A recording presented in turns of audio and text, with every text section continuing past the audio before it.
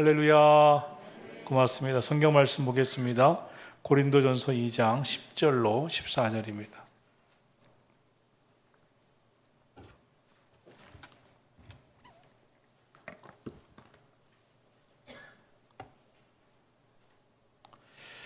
고린도전서 2장 10절로 14절.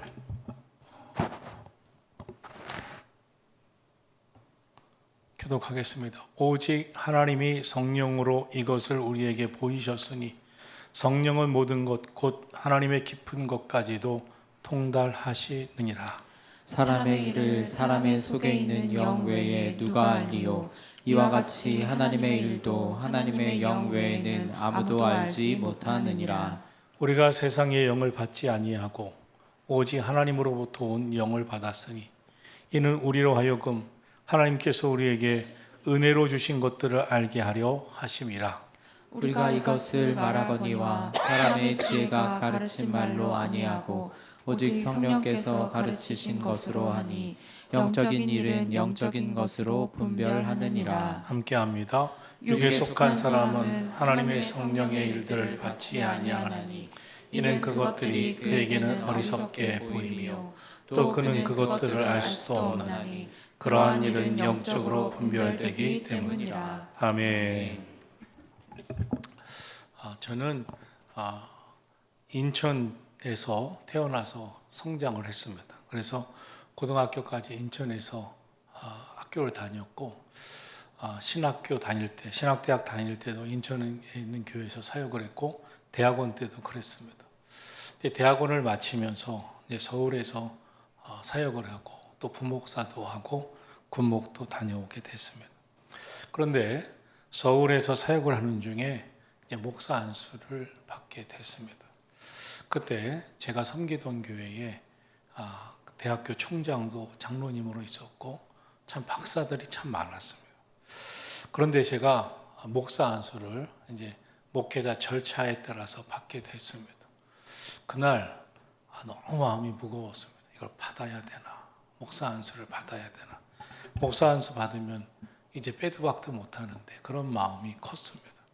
그래서 지금도 목사 안수 받은 그 사진이나 그때 이야기들을 친구들이 할 때 보면 제가 너무 심각한 모습으로 받았던 사진도 있고 또 그렇게 이 목사 안수 받는 그런 강단으로 올라가던 그 장면들이 기억이 납니다. 왜냐하면 내가 과연 목사를 잘할 수 있을까? 목회자를 잘할 수 있을까? 이 부담감이 너무 컸습니다. 몇 가지 부담감인데 목사라면 능력이 있어야 되는데 죽어가던 사람, 불치병에 걸린 사람을 기도 한마디 해서 살려내야 할 것 같은데 그 당시에 그렇게 하시는 분들도 있었던 것 같고 그래서 어떤 때는 정말 불치병에 걸린 사람, 죽은 사람 위해서 기도로 살려냈으면 좋겠다 하는 마음으로 기도도 하고 그러는데 잘 죽은 사람이 안 살아나는 것 같기도 하고 이 장례식에 가서 주여 혼자도 해봐 나사로야 일어나라 한 것처럼 그 기도도 하고 그런데도 안 살아나는 것 같고 이런 내가 과연 능력이 없는데 목사가 될 수 있을까? 또 목사가 되면 예수님을 안 믿는 사람, 부인하는 사람도 만나서 1시간 정도 전도하면 굴복시키고 딱 목사님 앞에 무릎을 꿇고 당신의 말이 다 옳습니다 이렇게 해야 될 것 같은데 그런 믿음을 심어줄 자신도 없는 것 같고 또 우리 교회는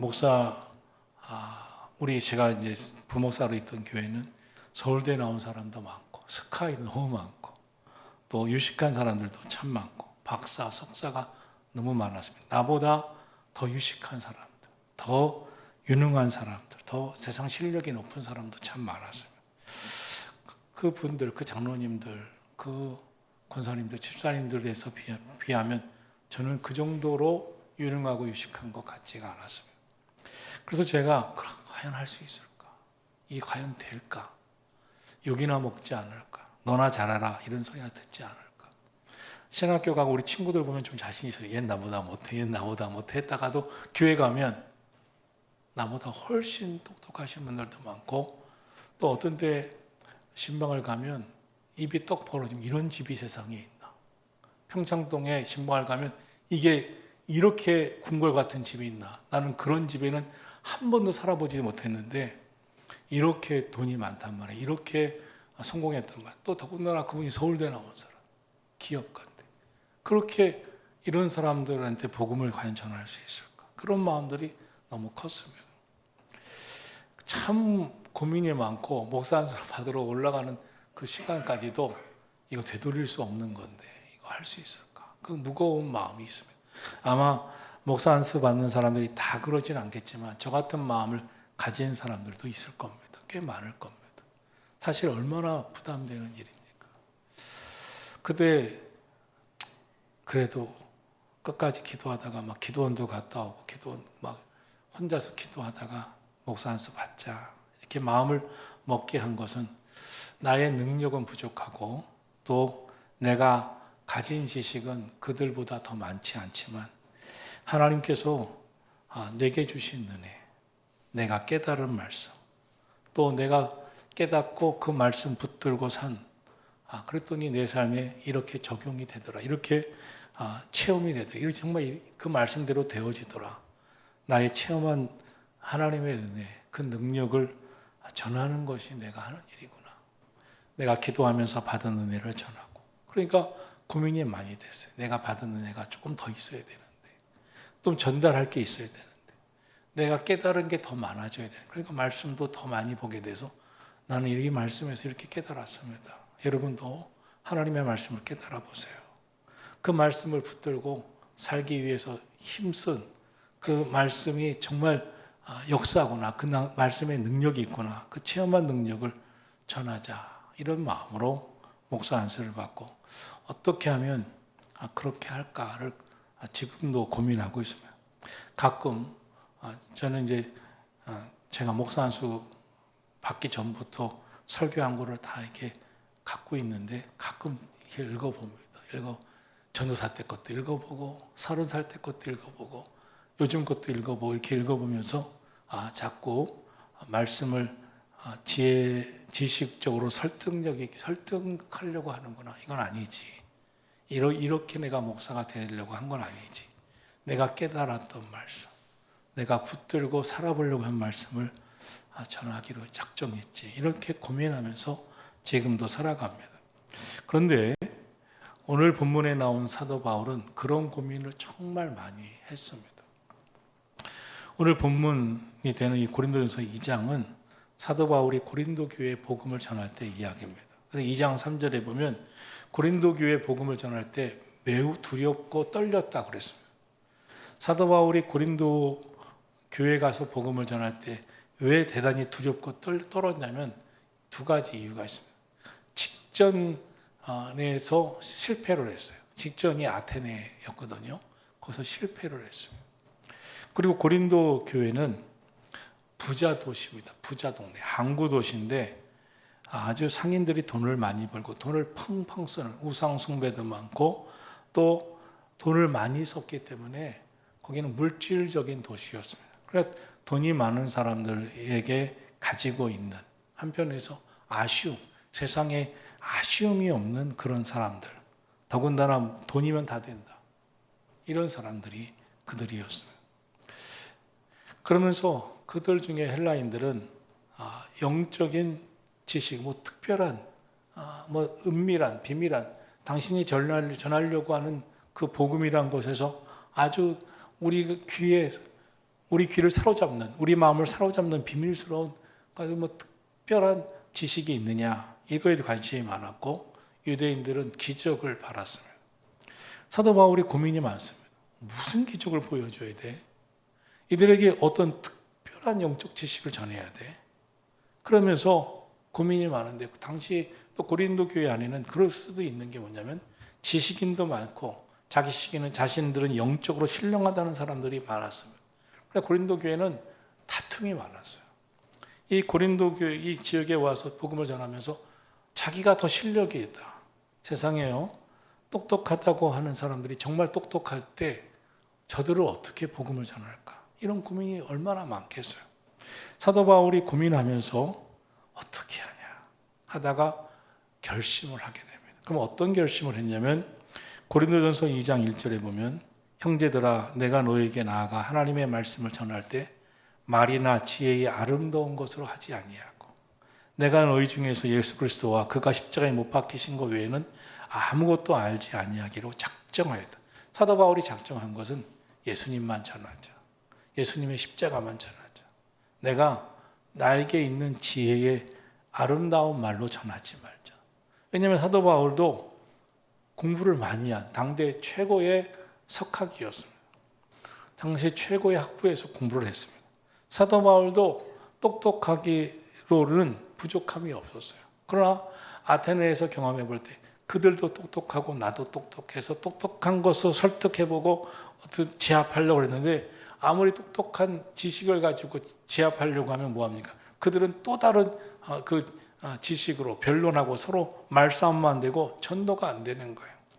그래서 사도 바울은 더 이상 훌륭한 말이나 지혜로운 말로 전도하는 것은 설교하는 것은 소용이 없다 하는 것을 결심하고 그는 이렇게 결심합니다. 오직 십자가에 달리신 예수님, 오직 예수님만 전하자. 예수님만이 우리의 구원이시다. 이걸로만 승부 보자. 예수님 전하는 걸로만, 예수님만이 우리의 구원이고 십자가에 달린 예수님만이 우리의 유일한 구원인 것으로 나는 승부를 벌이라. 그때 나는 하나님의 말씀만 전하고 예수님, 십자가 예수님만 증거할 때 하나님이 역사하시리라. 성령님이 역사하시리라. 이런 결론을 내린 겁니다. 그렇게 결론을 내린 게 아테네에서 사람들과 함께 복음을 전하다가 그 논쟁 속에서 비참한 실패를 경험했기 때문입니다. 그때 일로 하나의 원칙을 세운 거죠. 예수님만 전하자. 십자가 예수님만 전하자. 예수님이 능력이 되시니까. 예수님의 은혜가 있으시니까. 그러나 사도 바울의 마음은 어떤 마음이 있었냐면 당신이 전하는 말씀에 뭐 특별한 게 없네요. 당신이 대단하진 않네요. 당신이 전하는 말씀에 아주 대단하진 않네요. 그때 사람들이 무시당하고 조롱하는 게 얼마나 그 마음이 부담이 됐는지 몰라요. 이제 그 교인들도 이제 제가 설교를 하면 그냥 아무 말 없이 목사님 은혜 받았습니다 하시는 분도 있지만 또 어떤 분들이 이래 목사님 오늘 우리가 다 아는 말씀을 증거하셨네요. 이렇게 하시는 분도 있어요. 근데 제가 다 알겠죠. 다 아시겠죠. 다 아시는 말씀이죠. 성경은 다 아시겠죠. 이렇게 어떤 말을 듣는지가 내 마음을 흔들면 안 되거든요. 근데 흔들릴 수도 있습니다. 저희가. 그래서 이제는 저도 이제 40년 주일을 하기 시작하고 목사도 이제 30년이 넘으니까 무슨 말을 할 수 있다는 가능성을 어느 날 기도하다가 딱 계산해 놨어요. 그런데 가끔 또 생각지도 못하는 말을 하기도 합니다. 그런데 그래서 어떤 말들을 들어도 조금 타격을 덜 받자. 목사님 오늘 설교가 좀 부족하시던데 이런 말도 할 거고 목사님 기도 안 해봤나 봐요. 이렇게 하실 수도 있고 그런 말까지 다 생각을 하면서 살고 있습니다. 그러면서 전도도 하고 말씀도 전하는데 사도 바울은 얼마나 어떻겠어요. 더군다나 사도 바울은 자기 자신이 공부를 많이 했고 지성인이었기 때문에 지성인을 너무나 잘 알았어요. 지성인은 얼마나 비판적인지. 지성인인데 무신론자야. 그들은 얼마나 비판적일까. 그래서 사도 바울이 이 고린도 교회에서 전도하다가 하나하나 알아가면서 지성인이네. 돈 많은 사람이네. 아쉬움이 없는 사람이네. 이들에게 어떻게 전도할까? 어떻게 복음을 전할까? 자기보다 몇 배는 뛰어난 사람들. 사도 바울이 부족하다는 게 아니에요. 사도 바울도 뛰어난 사람이죠. 그러나 자기보다 더 뛰어난 사람들이 있으니 너무나 힘들었던 것입니다. 그때 사도 바울이 마음을 먹은 거예요. 성령님만 의지하자. 더 이상 내가 나의 지혜를 보여주려고 하지 말자. 나의 지혜를 자랑하려고 하지 말자. 성령님만 의지하자. 그렇게 하려고 하니까 사도 바울이 얼마나 기도했겠어요? 얼마나 더 하나님 앞에 매달렸겠어요? 그러니까 나중에 사도 바울이 손수건을 갖다가 환자에게 얹어놓어도 환자가 낫는 거죠. 얼마나 기도했는지 그 당시에 사도 바울이 전도하러 다니던 지역에 워낙 유능한 사람들, 능력 있는 사람들 또 경제적으로 물질적으로 많은 사람들이 있었기 때문에 그것을 감당하기 너무나 힘들었다는 것이죠. 그래서 사도 바울은 이런 결론을 냅니다. 하나님의 능력은 내가 내 지혜로운 말에서 생기는 게 아니다. 믿음은 내가 아무리 지혜로운 말로 설득을 해도 되는 게 아니다. 이것은 세상의 지혜로 되는 게 아니다. 우리가 아무리 열심히 증거해도 이것은 영적인 세계는 영적인 것으로만 분별할 수가 있느니라. 이런 결론을 내려요. 오늘 성경 말씀 고린도전서 2장 10절 11절 함께 읽겠습니다. 오직 하나님이 성령으로 이것을 우리에게 보이셨으니 성령은 모든 것 곧 하나님의 깊은 것까지도 통달하시느니라. 사람의 일을 사람의 속에 있는 영 외에 누가 알리요. 이와 같이 하나님의 일도 하나님의 영 외에는 아무도 알지 못하느니라. 하나님이 성령으로 우리에게 이것을 보이셨나니 성령은 다 하나님의 깊은 것도 통달한다. 하나님의 일은 하나님의 영 외에는 아무도 알지 못한다. 사람의 영으로 모른다. 사람의 생각으로 지식으로 알 수가 없다. 하나님의 영 외에는 아무것도 알 수가 없다. 하나님의 일은 성령으로라야 통달하게 된다. 성령의 능력을 힘입어야 된다. 이런 결론을 내린 겁니다. 예수님이 주님이신 것이 믿어지는 것도 내가 하는 게 아니, 내가 설득력 있는 말로 예수님이 주님이야 믿어라고 되는 게 아니라 하나님의 영이 내 안에서 역사하셔서 성령이 그 마음을 사로잡아야 예수님이 주님이시구나, 나의 구세주시구나, 나는 죄인이구나, 십자가에 달리신 예수님을 바라보니 나는 죄인이구나, 예수님이 오신 것이 나를 구원하시기 위해서 오신 것이구나, 이것이 믿어지고 십자가가 구원이구나, 십자가가 은혜구나, 속죄함의 모든 은혜는 십자가 속에 있구나, 이것이 믿어지고 하나님은 나의 하나님 아버지시구나, 내가 그렇게 믿어지고 오늘도 이렇게 이 밤에 얼마나 더워요. 교회 가야지, 가서 기도해야지, 하나님 앞에 간구해야지, 내가 오늘도 내 힘으로 안 되는 용서를 해야지, 사랑해야지, 정말 하나님 기쁘시게 하는 일에 힘써야지. 이것은 하나님의 영이 우리 안에 주시는 성령의 역사라는 거예요. 사랑하시는 성도 여러분, 오늘도 하나님의 성령이 우리 가운데 역사하시기를 축원합니다. 빌립보서 2장 13절에서 바울 사도는 이렇게 고백했습니다. 너희 안에서 행하시는 이는 하나님이시다. 하나님은 자기의 기쁘신 뜻을 너희 안에 소원을 두고 행하게 하신다. 그러니까 우리 가운데, 성도들 가운데 어느 날부터 하나님 기뻐하시는 일을 해야지. 주님의 몸된 교회에서 내가 조금이라도 봉사해야지. 주님 기뻐하시는 일에 힘써야지. 내 생에 나를 위해서 너무나 많은 시간을 쓰고 있는데 하나님을 위하여 한 가지라도 하나님을 위해서 살아야지. 하나님 기뻐하시는 일을 한 가지라도 해야지 하는 마음이 우리 안에 든 것은 우리 안에 계신 주님이 우리에게 소원을 두고 행하게 하시기 때문에 한다는 거예요. 그렇지 않고 내가 내 힘으로 교회 봉사하려니까 할 수 없이 한다, 이런 마음으로는 주님이 기뻐하시는 주님의 기쁨이 되지 못한다는 거예요. 오늘 그런 마음으로는 내가 교회에서 자꾸 전화 와서 봉사해야 돼, 이런 마음은 얼마 할 수도 없다는 거예요. 하게 되지도 않는다는 거예요. 그러나 어떤 분은 내가 주님을 기쁘시게 하는 일을 해야 되는데, 하나님의 일을 좀 해야 되는데, 내가 내 인생 전체를 나를 위해서만 쓰면 되겠나? 하나님 나라 가는 그날까지 나를 위해서만 살면 안 되나? 주님을 위해서 한 게 있어야지. 주님을 위해서 기쁘시게 한 것이 있어야지. 언제부터 할까? 해야 되는데. 그래, 때르릉 교회 신방전사입니다. 이번에 무슨 봉사 좀 하실 수 있으세요?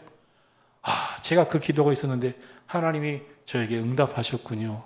제가 고민했는데 하나님이 이렇게 말씀하시는군요. 내가 하겠습니다. 순종하겠습니다. 이런 마음을 갖게 되는 것은 뭐라고요? 성령의 감동이라는 거죠. 설교를 듣고 있죠? 지금 듣고 있습니까? 네. 졸려요? 듣고 있으시죠? 성령의 감동을 무시하면 안 됩니다. 성령의 감동이 그래 너 하나님의 일을 해야 되는데 하나님 기쁘시게 하면서 살아야 돼. 평생 나를 위해서만 살면 되나? 라고 괴로워하고 있는데 그런 전화를 받고 그런 권면을 받을 때 이것이 성령의 감동 아닙니까? 그것을 무시하면 성령의 역사가 다 사라져버려요. 이제 그런 마음도 없어요.